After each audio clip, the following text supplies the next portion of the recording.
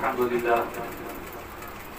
لله رب العالمين والعاقبة للمتقين والصلاة والسلام على رسوله الكريم أما بعد فأعوذ بالله من الشيطان الرجيم بسم الله الرحمن الرحيم قال الله تبارك وتعالى في القرآن المجيد والفرقان الحميد صدق الله العظيم وصدق رسوله النبي الأمين المتين الكريم ونحن على ذلك لمن الشاهدين والشاكرين والحمد لله رب العالمين. حضرات، گزشتہ 2 شب سے آپ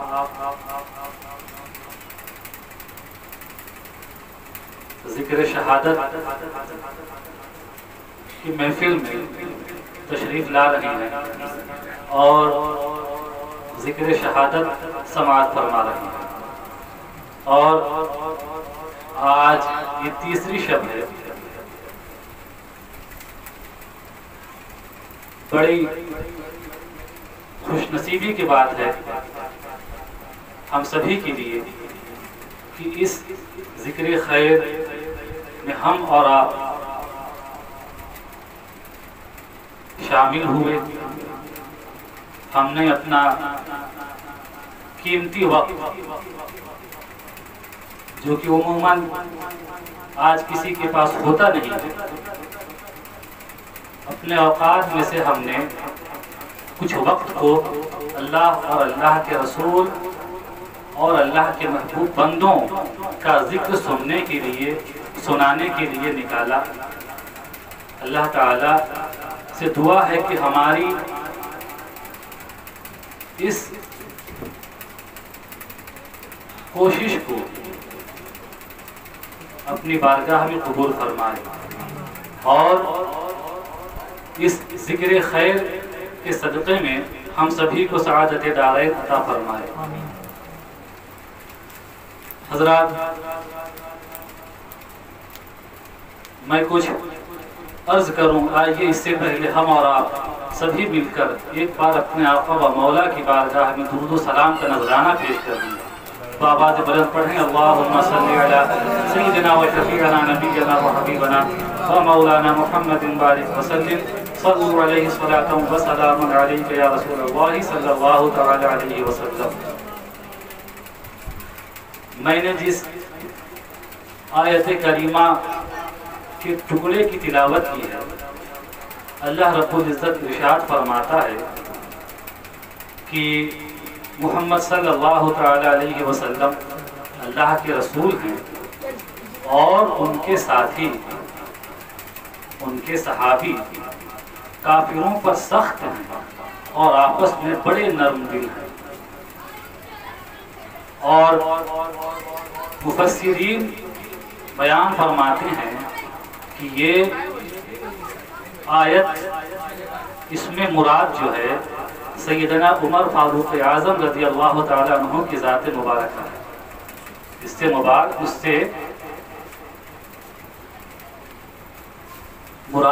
فاروق اعظم رضی اللہ تعالیٰ عنہ.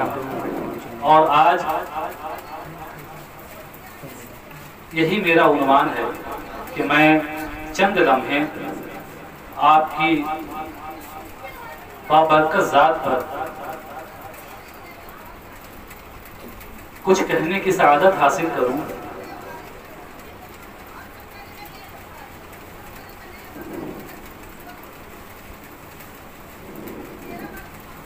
حضرات، یہ سیدنا فاروق اعظم رضی اللہ تعالیٰ عنہ کون ہیں؟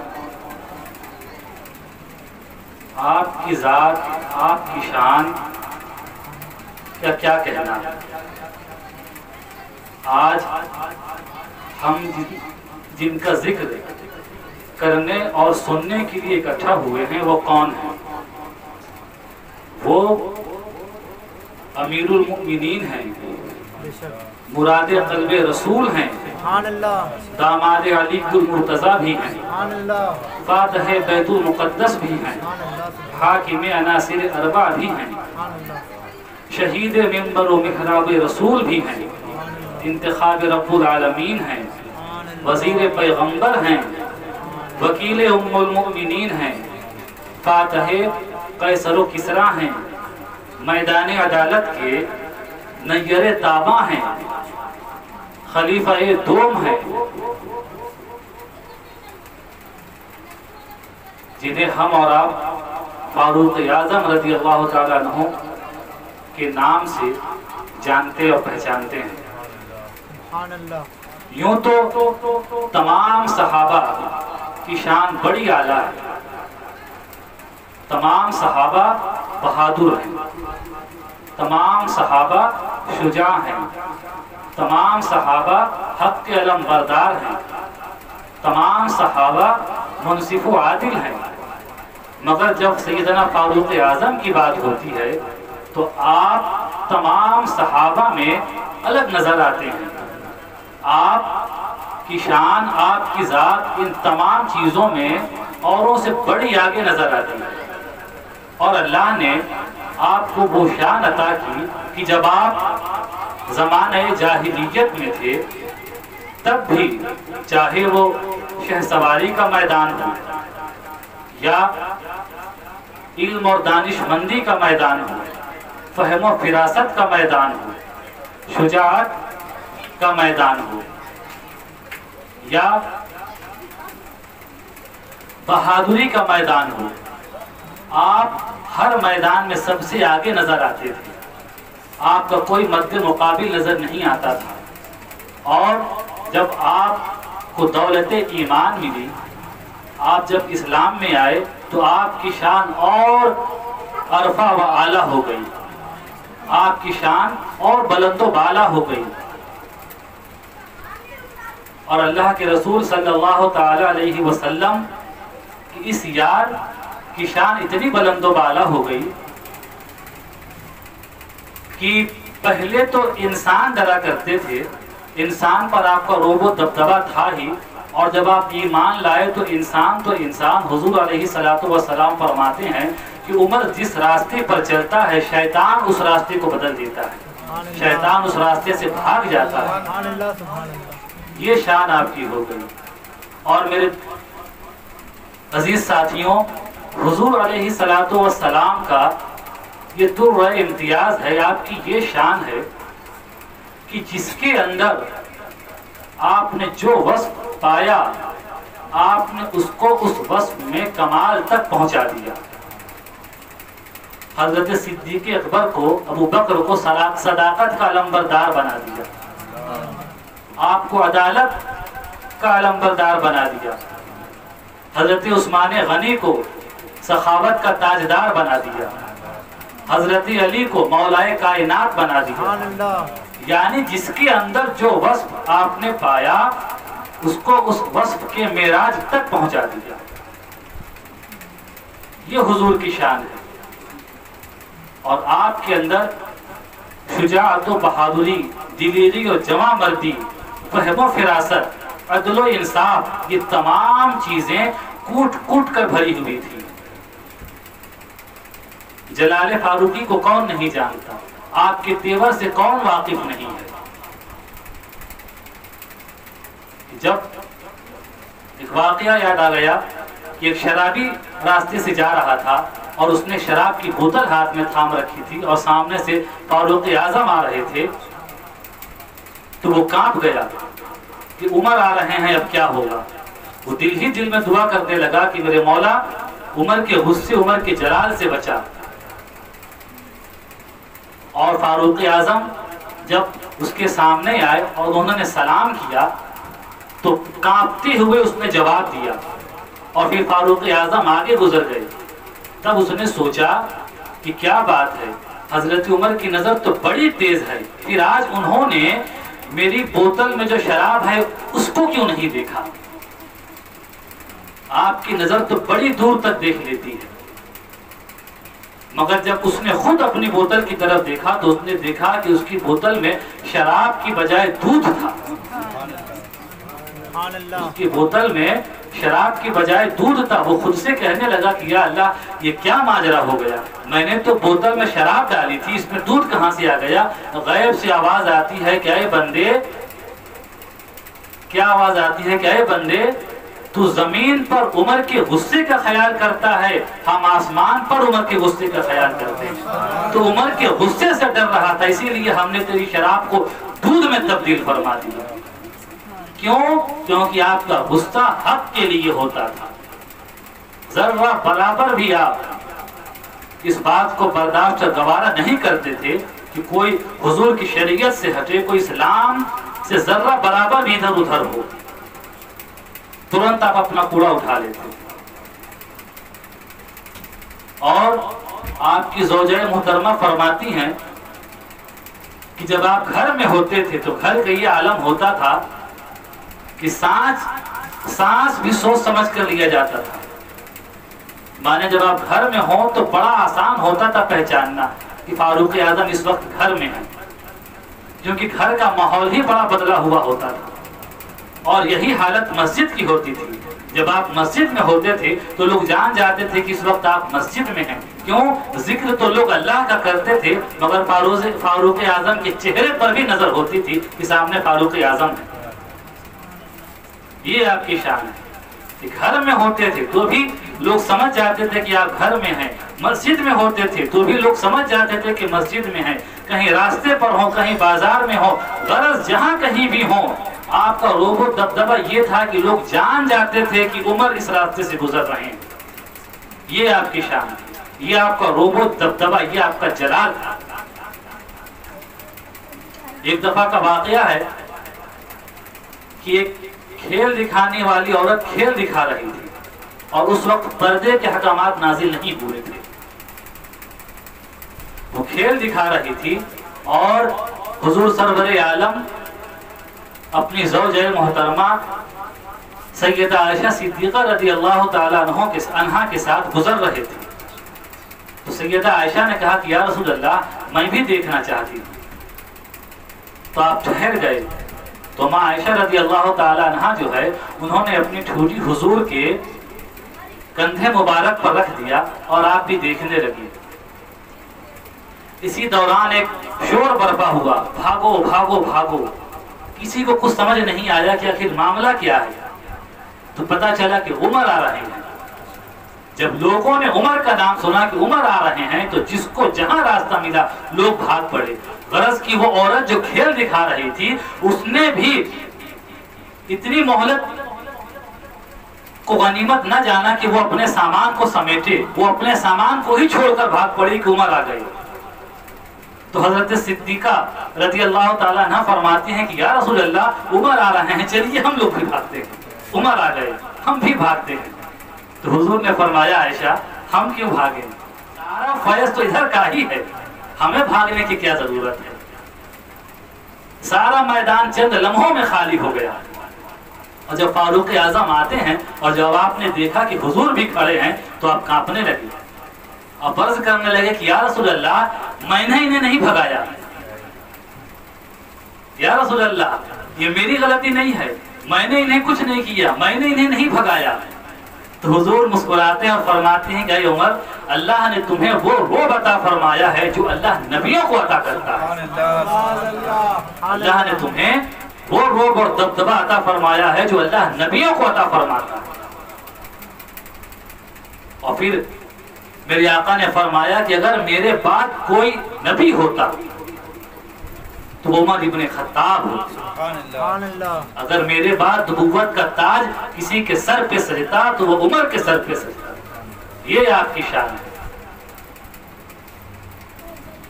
تو آپ خود اتنی شان و شوکت، اتنی عظمتوں کے مالک ہیں کہ اگر آپ راستے سے گزر جائیں تو شیطان راستہ چھوڑ دے۔ اللہ کے رسول فرما رہے ہیں کہ اگر میرے بعد کوئی نبی ہوتا تو وہ عمر ہوتے۔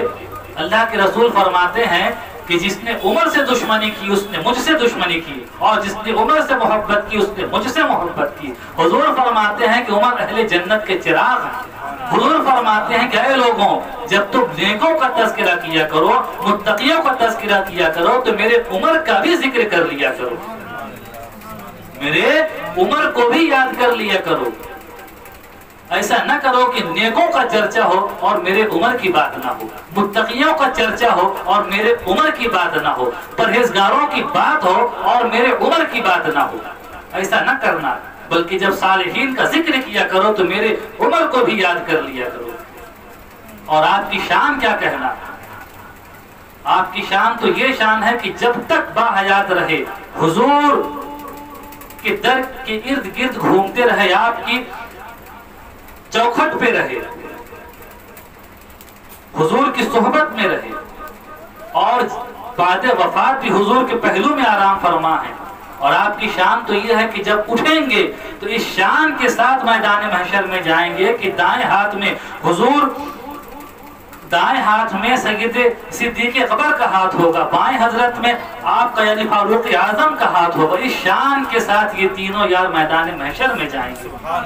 یہ شان ہے یار جو خود اتنی عظمتوں کا مالک ہے میرے دوستوں۔ مگر وہی فاروق اعظم جب بات اہل بیت کی آتی ہے، جن کے نام سے قیصر و کسریٰ تھراتے ہیں، بڑے بڑے شہنشاہوں کے تاج گر پڑتے ہیں، بڑے بڑے شہنشاہوں کے تخت ہل جاتے ہیں، مگر جب بات اہل بیت کی آتی ہے تو انہی فاروق اعظم کا مزاج دیکھیں کہ جن کے تیور سے شہنشاہ زمانہ لرزتے ہوں، مگر جب اہل بیت کی بات آتی ہے تو انہی فاروق اعظم کے تیور کو ملاحظہ فرمائیں کہ آپ کا تیور، آپ کا رنگ کیسا ہوتا ہے۔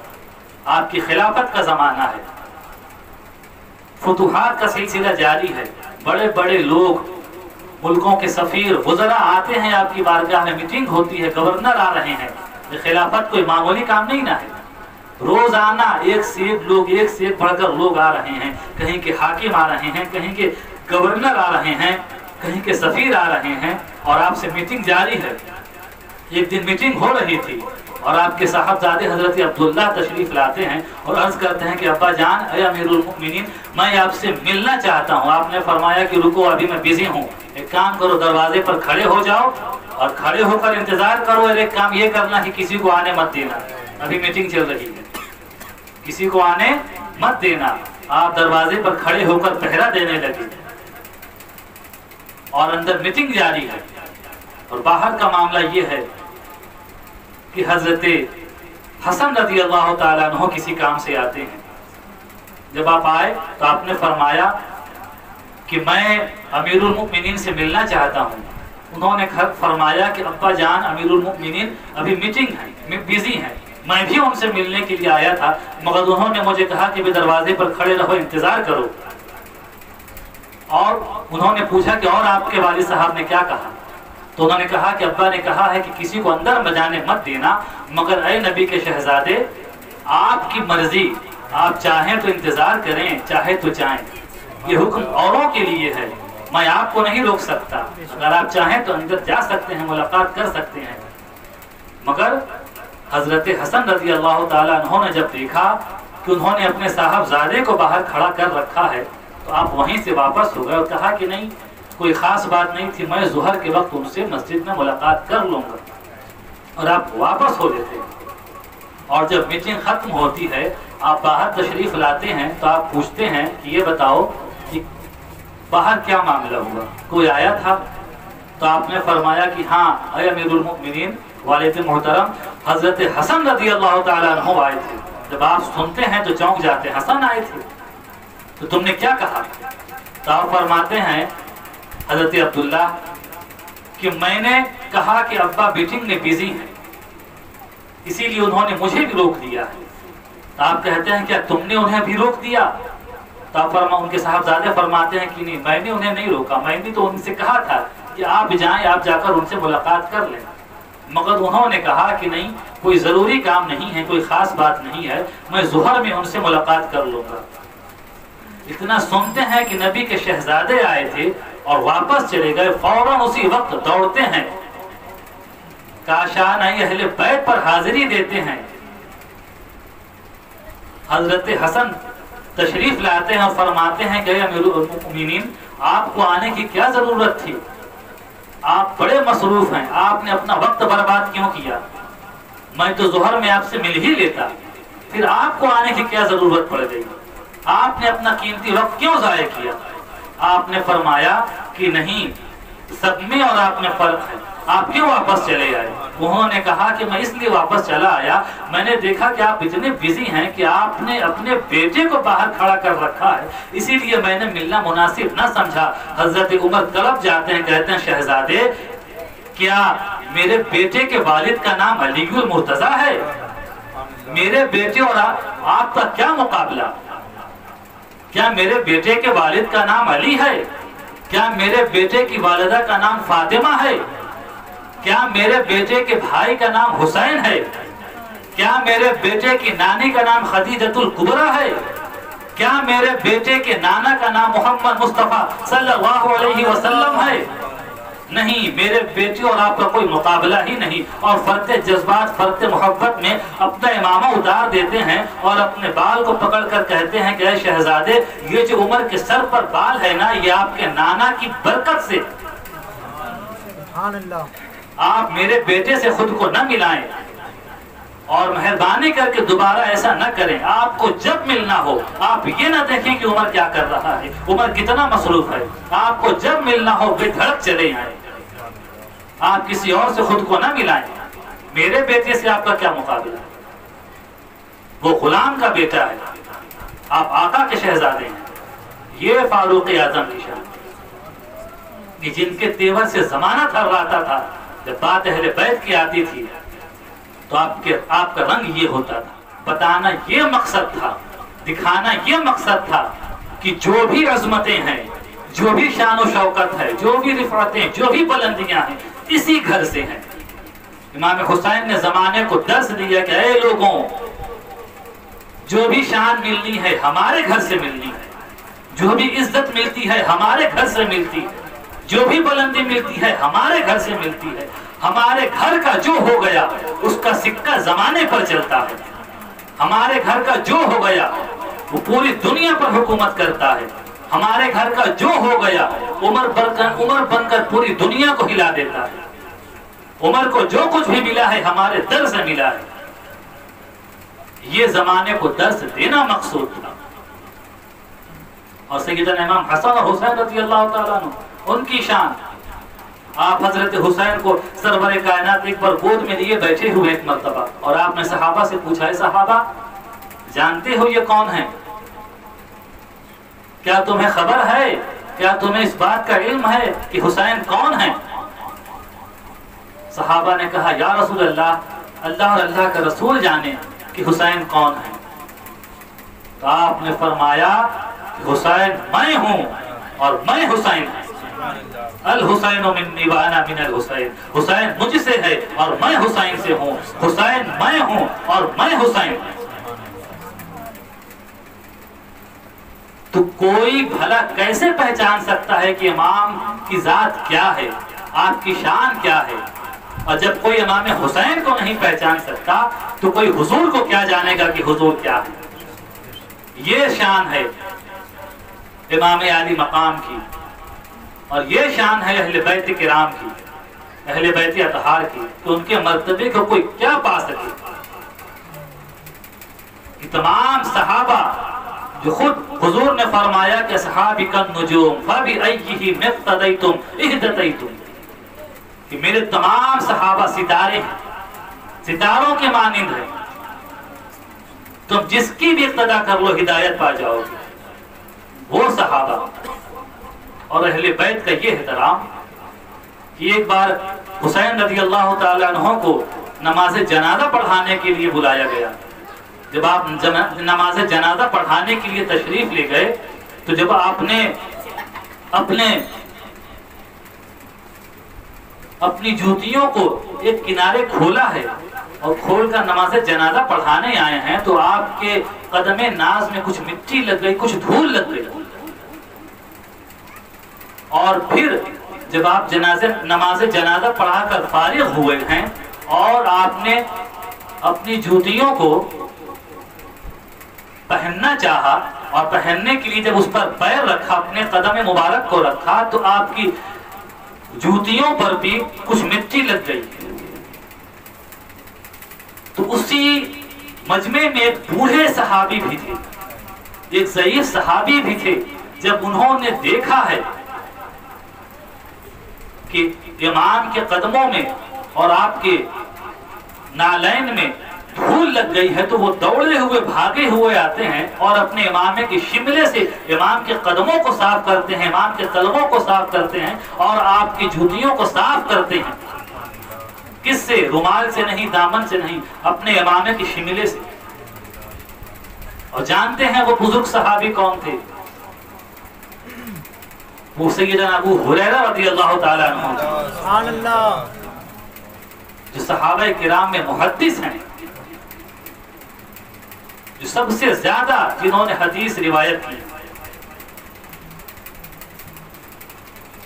وہ تھے۔ تو صحابہ جانتے تھے کہ اہل بیت کا مقام کیا ہے،